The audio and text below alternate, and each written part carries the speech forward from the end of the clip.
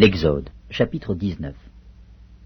Le 3e mois après leur sortie du pays d'Égypte, les enfants d'Israël arrivèrent ce jour-là au désert de Sinaï. Étant partis de Réphidim, ils arrivèrent au désert de Sinaï, et ils campèrent dans le désert. Israël campa là, vis-à-vis de la montagne. Moïse monta vers Dieu. Et l'Éternel l'appela du haut de la montagne en disant : Tu parleras ainsi à la maison de Jacob. Et tu diras aux enfants d'Israël : Vous avez vu ce que j'ai fait à l'Égypte, et comment je vous ai porté sur des ailes d'aigle, et amené vers moi. Maintenant, si vous écoutez ma voix, et si vous gardez mon alliance, vous m'appartiendrez entre tous les peuples, car toute la terre est à moi. Vous serez pour moi un royaume de sacrificateurs, et une nation sainte.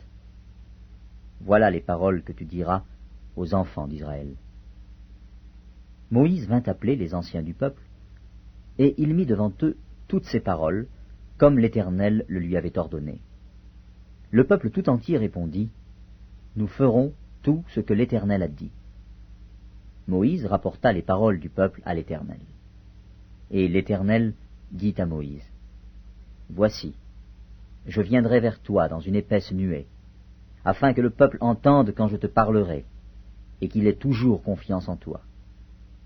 Moïse rapporta les paroles du peuple à l'Éternel. Et l'Éternel dit à Moïse : Va vers le peuple, sanctifie-les aujourd'hui et demain, qu'ils lavent leurs vêtements, qu'ils soient prêts pour le 3e jour. Car le 3e jour, l'Éternel descendra aux yeux de tout le peuple sur la montagne de Sinaï. Tu fixeras au peuple des limites tout alentour, et tu diras : Gardez-vous de monter sur la montagne, ou d'en toucher le bord. Quiconque touchera la montagne sera puni de mort. On ne mettra pas la main sur lui, mais on le lapidera, et on le percera de flèches. Animal ou homme, il ne vivra point. Quand la trompette sonnera, ils s'avanceront près de la montagne. Moïse descendit de la montagne vers le peuple, il sanctifia le peuple, et ils lavèrent leurs vêtements.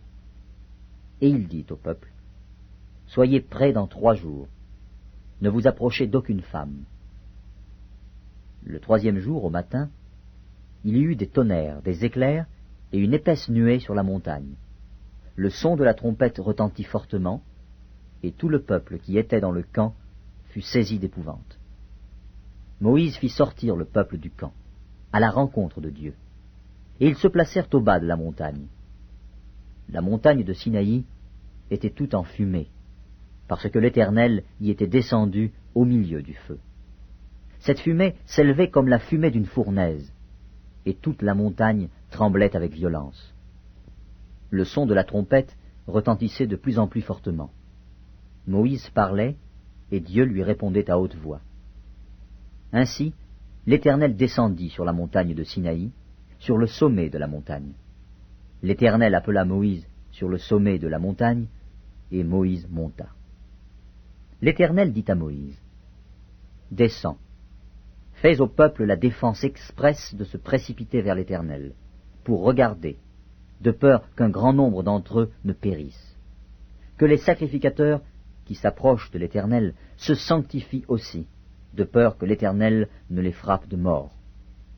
Moïse dit à l'Éternel : Le peuple ne pourra pas monter sur la montagne de Sinaï, car tu nous en as fait la défense expresse en disant : Fixe des limites autour de la montagne et sanctifie-la. L'Éternel lui dit : Va, descends. Tu monteras ensuite avec Aaron, mais que les sacrificateurs et le peuple ne se précipitent point pour monter vers l'Éternel, de peur qu'il ne les frappe de mort. Moïse descendit vers le peuple et lui dit ces choses.